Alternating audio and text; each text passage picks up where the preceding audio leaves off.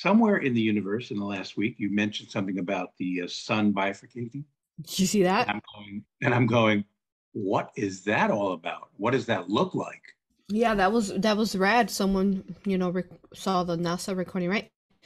And it would literally bifurcate it into that symbol we talk about physically. Oh, yeah. Yeah, so what was that about? Whew. So Something happened to Earth. Can you guys feel it? Something different, but in a beautiful way. Go ahead. When the Earth bifurcated and became not a sphere any longer, what did she feel? Well, that's when the fall happened, right? And then the bifurcation happened, but it didn't just happen here, right? It happened in the universe. So it was that whole split of AI. Do you choose AI virus or not? I guess I can say because she is feminine, maybe like a violation in her energy, but it was, she's mother, so she had no choice but to allow herself to descend, because she had to allow herself to transform into a descension so that her children on Earth could hold here. She wasn't going to give up on them. So very weird, yeah, going from the fifth crystalline blueprint to the spheric, from the spheric essence that it is naturally. I mean, it's still there, even if it's in the matrix, it's still flat. In the inverted 3D, it's flat with the dome and the dome at the bottom. But I mean, it's still in nature. It still is glow. It still is a sphere, right? With a torus. Energetically, it always will be that. That can never be taken away from it, of course. When the fall of Atlantis came, and there was the priests and the priestess, and then, of course, there was the Baals, and you knew that it was coming, and you were going to stay. How did you, keep your hope? Because you were totally alone. You've just dropped down from 5 to 3. I mean, it's already a big shock. How would you think we kept our hope alive at that particular time, knowing that it was going to take a while to get back, 5 days? Because we fell. Before we fell, we were able to, those who were able to see the timeline, that was what's going to happen in the future, right? Well, I was talking to someone recently, and we had this rock, and this rock was very special, and it had little steps on it.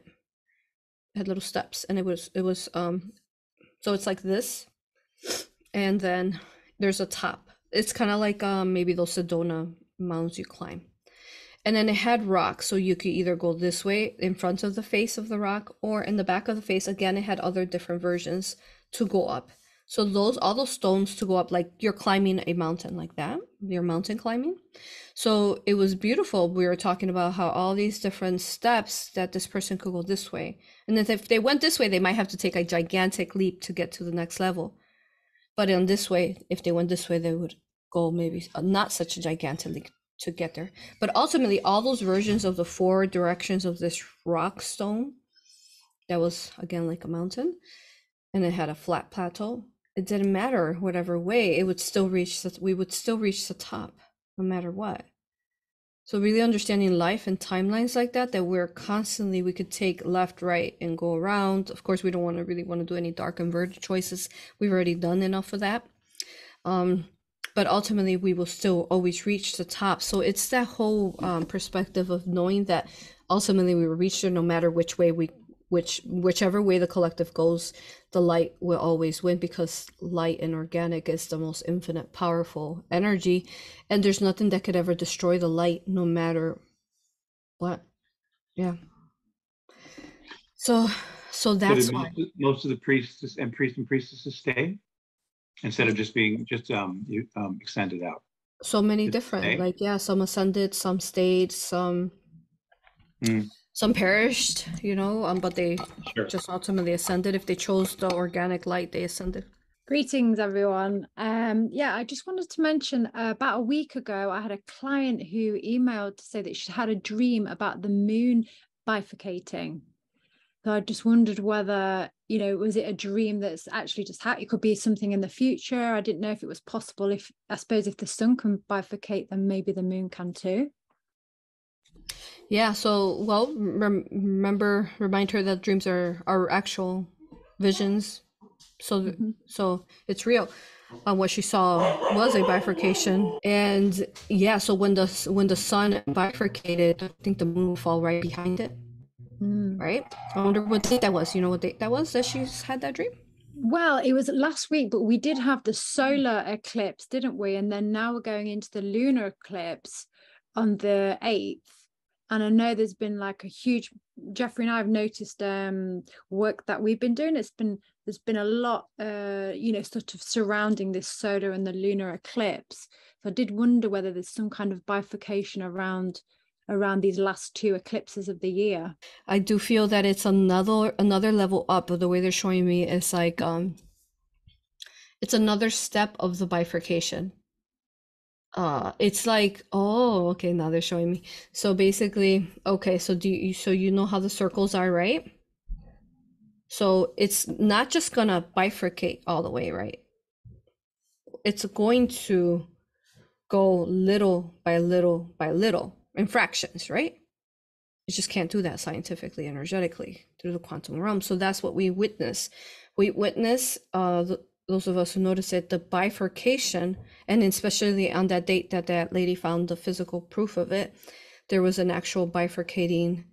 So if you think about it, if we began on Earth and we began to bifurcate it, right, in 12/21, 2020 which was originally 2012 in the Maya and Ethiopian calendar, right?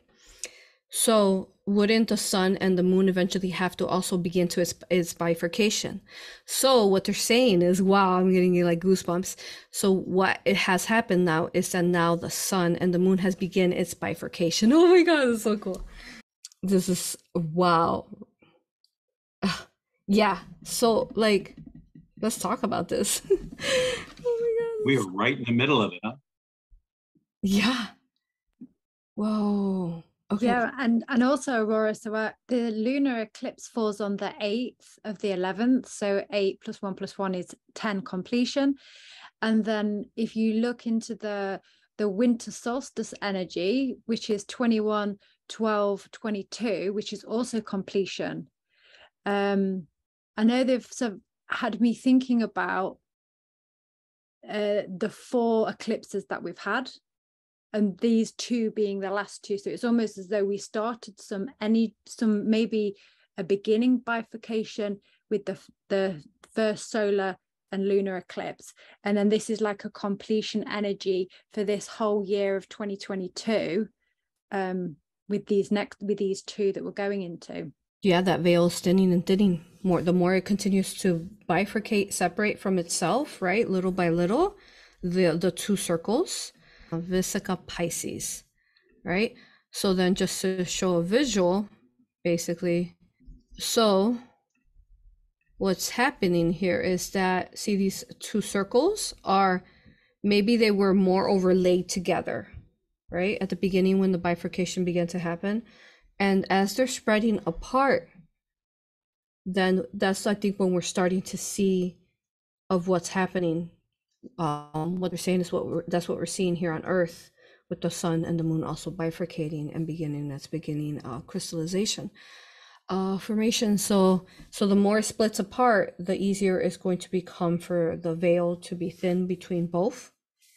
And yeah, so beautiful.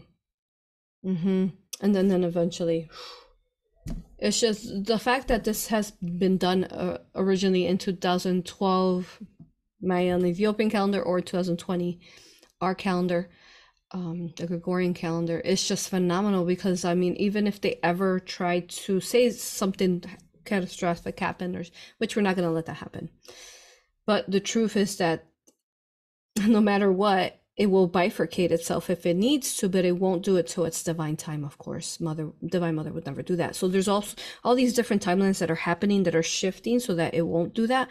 But they know that they're screwed, because it doesn't matter. They could do whatever they want. It's going to eventually bifurcate. And when it does, they're not gonna be able to stop that, because it's already come into a settlement, into a activation into Earth. It's happened. So, and there's nothing that they could stop that. So going back to Michael's question, and the priests, or the beings that chose to stay organic, that's what they saw, is what they're saying. That's what they saw. They saw that eventually, no matter which way we went, that the Earth was going to bifurcate eventually, and it was going to go back to the 5th, but then transition into the 6th, ascending out. So yeah, powerful stuff, you guys. Thank you for bringing that forth for us, helping us tap into that. I actually like had two different questions, but then Claire brought that up and it reminded me the past couple nights I go outside. I love to just stare up at the moon and the stars and everything. And I've noticed that the moon looked like on the right side, it's like, I don't know, like missing a chunk, but it seems like there might be something there blocking it or beside it. And I was like, oh, maybe it's just Jupiter kind of messing it up. But it just, I feel like there's more to it. And then you mentioned that, and I'm like, oh, that would make complete sense why the moon looks weird to me on the right side. Yeah, so exactly, you were seeing that. We were talking about the bifurcation of it. So I was just going to show the images so that we know what we're talking about. I did share these on my Facebook, Telegram, and Instagram, all those places that you can find me in. And I even shared the link there for you guys to watch of the lady actually coming to this realization and talking about how she found this. So that was pretty cool, pretty rad. And Aurora, I was just thinking too about the Mandela effect video you just did, how this is like separating out people's visions of those timelines and how it's all like everybody's really remembering these different timelines during these bifurcation moments. That's right. And the whole Mandela effect. Wow, what a powerful video, huh, guys? And if you think about it, aren't we also bifurcating in our brain when they explain the spheric flowers, right? We're constantly moving. Shifting consciousness, right? So here, I'm going to show you the image here. So this is what the video that you're going to find. This is what the person caught at that time, and you can watch it live on that video if you go to the link. I'll post it there to the video. But yeah, the sun bifurcating, phenomenal, huh? And then I think there was, yeah. So you get to watch it live on that video when the lady shared it. And let me see, there's yeah, so typically, you know, it just looks like one circle,